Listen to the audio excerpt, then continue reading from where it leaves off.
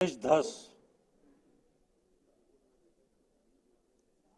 सन्माननीय अध्यक्ष महोदय, या ठिकाणी 101च्या चर्चेवरती भाग घेत असताना परभणीची घटना अतिशय दुर्दैवी आहे। जे सोमनाथ सूर्यवंशी या ठिकाणी मयत झालेले आहेत त्यांच्यावरती जे जबाबदार असतील त्यांच्यावरती कारवाई व्हावी अशा प्रकारची विनंती या ठिकाणी मी करणार आहे।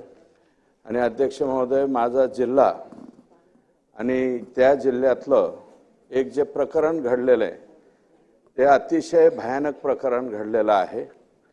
अतिशय क्षुल्लक कारणावरून, हे क्षुल्लक कारण नाही अध्यक्ष महोदय, जी आहुदा कंपनी आहे या कंपनीच्या अधिकाऱ्यांनी स्टेटमेंट केलंय 2 महिन्यापूर्वी त्यांना एका तालुक्यात बोलावून घेण्यात आलं होतं आणि तिथं सांगितलं होतं, मागितले होते 2 कोटी रुपये आणि त्या 2 कोटी रुपयामधले काही मला वाटतं जो आवश्यक निधी होता तो 2 महिन्यापूर्वी दिला होता, पण उरलेला आवश्यक निधी जो आहे तो मागण्यासाठी शुक्रवारी विष्णू चाटे हे राष्ट्रवादी काँग्रेस पक्षाचे तालुक्याचे अध्यक्ष यांनी हे जे मुलं आहेत सुदर्शन घुले व इतर 5 हे मस्साजोगच्या त्या आहुदा कंपनीच्या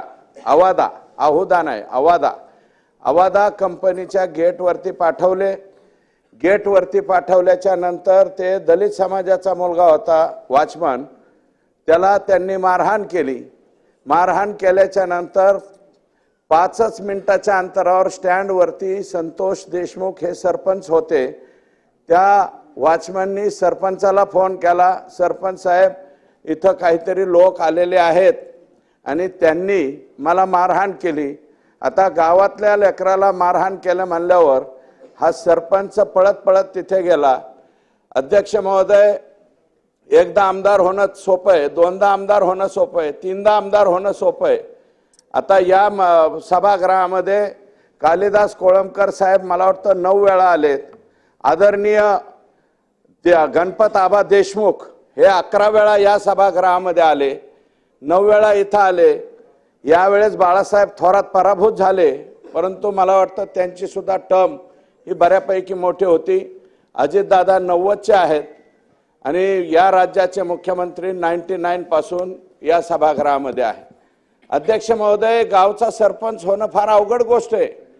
हा भातसा आहे मुळात, तो त्याचं मूळ गाव हे बार्शी आहे, परंतु लहानपणापासून मामाकडे वाढलेला आहे आणि 3री टर्म पहिल्यांदा जनतेतून सरपंच झालाय, नंतर मेंबर मधून मध्ये अजितदादांचं सरकार आलं, म्हणजे अजितदादांचं म्हणजे त्यांच्या मवियाचं, त्यांनी पुन्हा निर्णय बदलला आणि मेंबर म्हणून मधून सरपंच केला, मेंबर मधून सुद्धा तोच सरपंच झाला।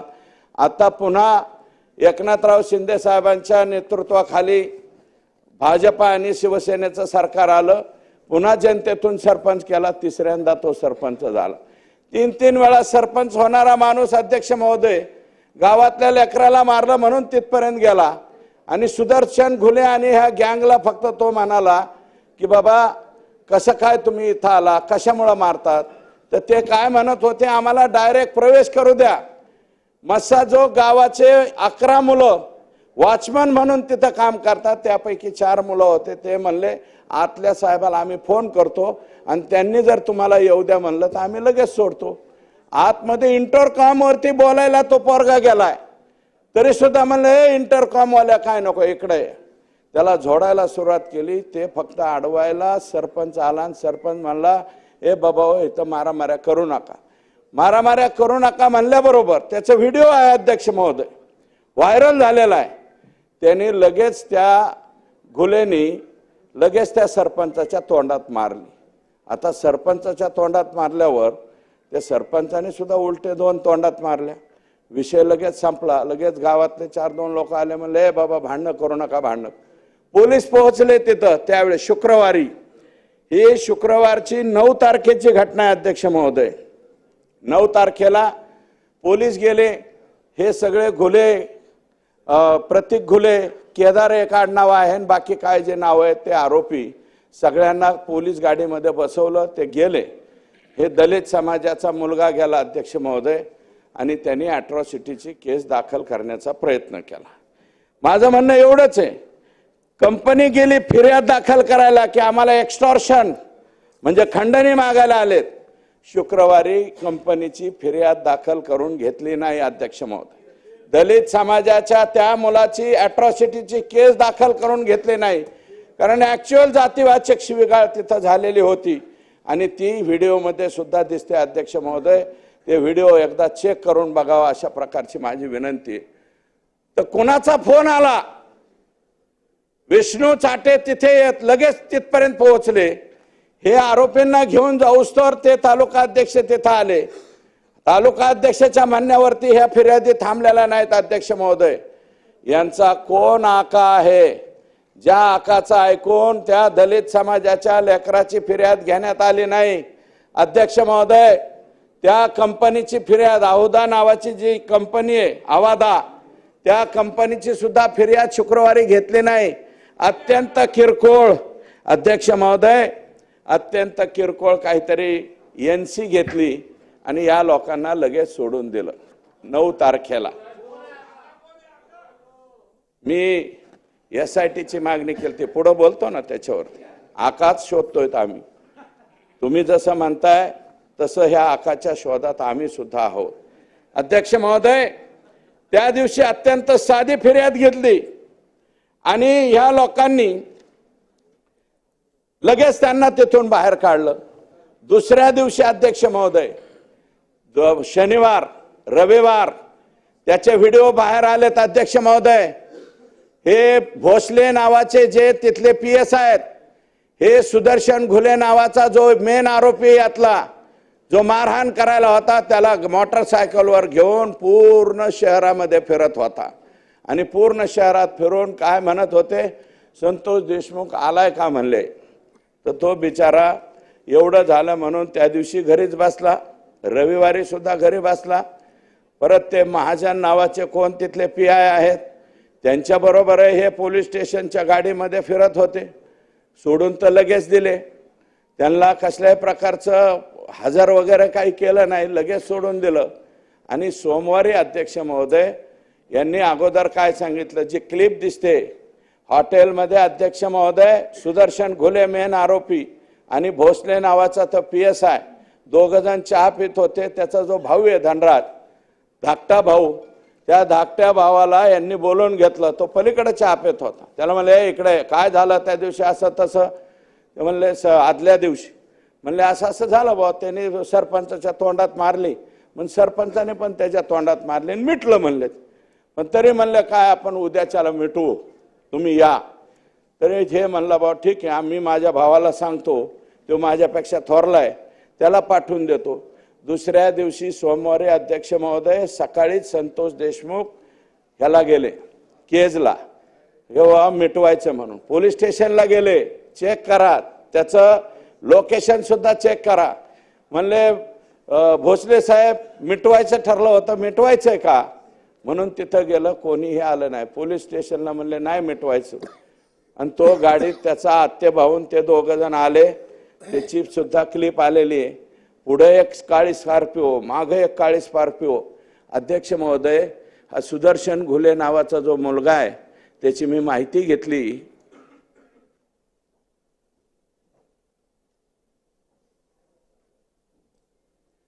अध्यक्ष महोदय, सुदर्शन घुलेचं 4 का 5 का 6 पत्र्याचं घर आहे. 6 पत्र्याच्या घराचा माणूस स्कॉर्पिओ मध्ये कस काय फिरतो अध्यक्ष महोदय? त्याला कोणी स्कॉर्पिओ दिली, बक्षीस म्हणून दिली का डायरेक्ट त्याच्या नावावरती दिली, हे सांगा अध्यक्ष महोदय. अध्यक्ष महोदय, बीड जिल्ह्याचा परभणीचा विषय झालेला आहे सूर्यवंशीचा, आणि शेजारीच आमचा बीड जिल्हा आहे. नदी वाहून जाते अध्यक्ष महोदय, वान नदी आणि गोदावरी नदी खाली जाते आमच्या तिथून. अध्यक्ष महोदय, गंगाखेड, सोनपेठ, इथं सोनपेठचे सुद्धा आमदार बसलेले आहेत. त्याच्या शेजारीच परळी तालुका आहे. अध्यक्ष महोदय, हायवा किती चालाव्यात? 300 हायवा कसल्याही प्रकारचा लिलाव नसताना सुद्धा 300 हायवा कुणाच्या आशीर्वादाने, कोणत्या आकाच्या आशीर्वादाने त्या ठिकाणी चालतात याचा सुद्धा शोध घेतला पाहिजे अध्यक्ष महोदय. हे फार भयानक आहे. 300 जर ते बी 10 टन ज्याच्यामध्ये वाळू जाती असे अध्यक्ष महोदय 300 गाड्या रोज चालतात. सोनपेठच्या तिथं गंगाखेडच्या तिथून रत्नाकर गुट्टे साहेब इथं असतील मला वाटतं, सन्माननीय सदस्य, त्यांना सुद्धा विचारा, तिकडनं सुद्धा येत असेल. 300 गाड्या चालतात अध्यक्ष महोदय. त्याला रॉयल्टी नाही, त्याला पावती नाही, काय नाही. आओ जाओ आएंगे जाएंगे. दररोज अध्यक्ष महोदय काही करोड रुपये गोळा केल्याशिवाय संध्याकाळी हे लोक थांबत नाहीत. हे कोण लोक आहेत अध्यक्ष महोदय? हे कशामुळे होतं अध्यक्ष महोदय? ही पुष्टी कोणी दिली जाती? अवादा कंपनी तिथं आली, O2 कंपनी आली बीड जिल्ह्यामध्ये अध्यक्ष महोदय, रिन्यू पॉवर कंपनी आली, यशवंत सिन्हा साहेबांच्या मुलाची कंपनी येते. जरा त्या कंपन्यांना सुद्धा बोलवून घ्या अध्यक्ष. O2ला बोलवून घ्या. या कंपन्यांना कोण बोलवून घेतं बीड जिल्ह्यामध्ये? कंपन्यांना एक कंपनी नाही, अवादा एक कंपनी आहे. आता अवादा कंपनीने दिल्लीवरून सांगितलं यांच्यावरती गुन्हा दाखल करा. त्यावेळेस एक माणसाचा बळी गेल्याच्या नंतर अध्यक्ष महोदय कशाची फिर्याद होती? एक्स्टॉर्शनची 2 महिन्यापूर्वी घडलेली.